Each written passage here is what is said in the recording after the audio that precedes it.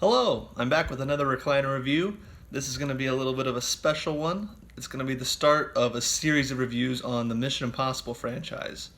Of course, the new one comes out in less than 2 weeks, so I'm going to use this opportunity to review the whole franchise leading up to this new one.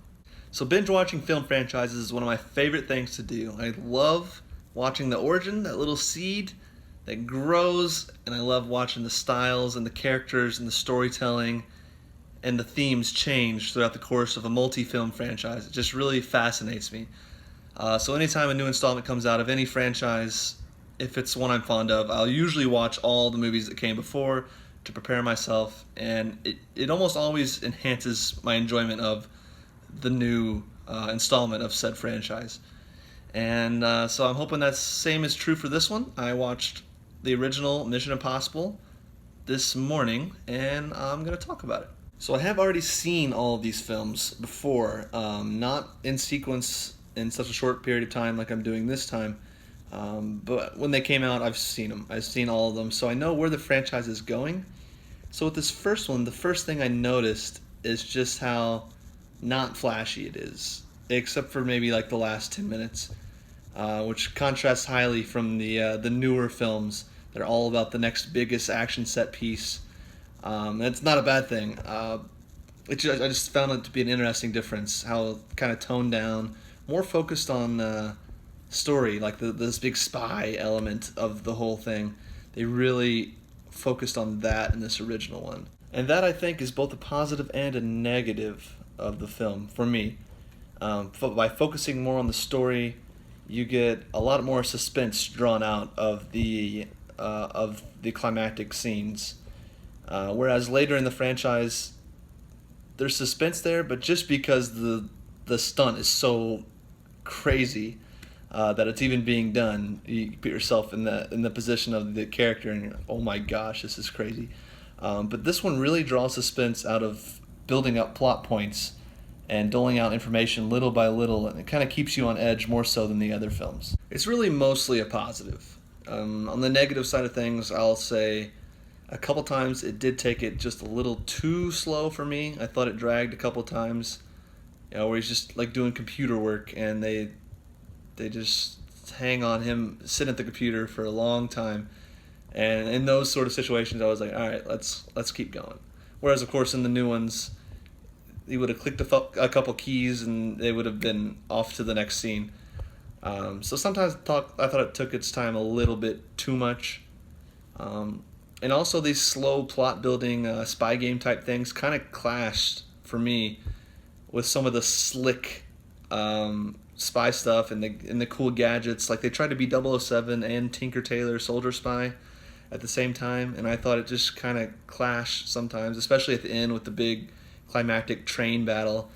It's a cool scene. It really is, but it's also kind of stupid the way it plays out. So that kind of didn't fit with me for how serious it took the plot of it all. And it really is kind of a dense plot, way more so than the other ones.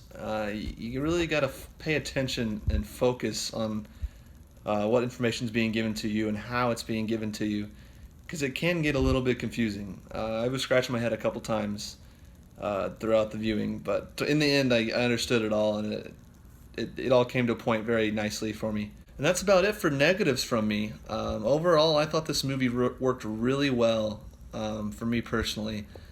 I think the standout was actually the direction. I think Brian De Palma just did a fantastic job. Well, probably the best work this franchise has seen. Just the way he sets up shots, the angles, and where he sets the camera just really puts you in the moment, and it keeps you hanging with suspense, like the characters in the movie. I thought that really stood out to me.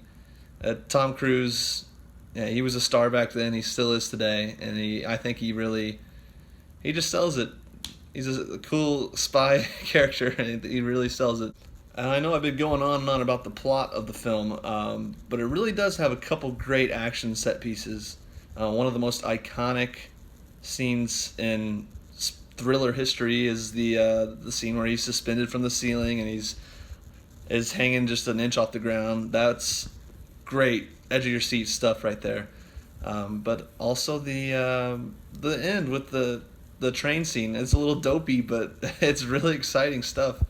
It's a lot of fun, but it's just interesting to watch this movie and see these little action moments as like the original little starting point for how the franchise eventually blossoms into like every new film. They really market this next big stunt. You're not gonna believe this next big stunt, but now in this movie they're relatively low key. It kind of reminds me of the original Fast and Furious is about dudes jacking radios and stuff, and then now they're jumping out of skyscrapers and cars. Uh, but it's just interesting the stuff I'm talking about. The evolution of the franchise. These little action moments in this one are great. But knowing where it goes, it fascinates me. So yeah, those are my thoughts on the original Mission Impossible movie. I really liked it.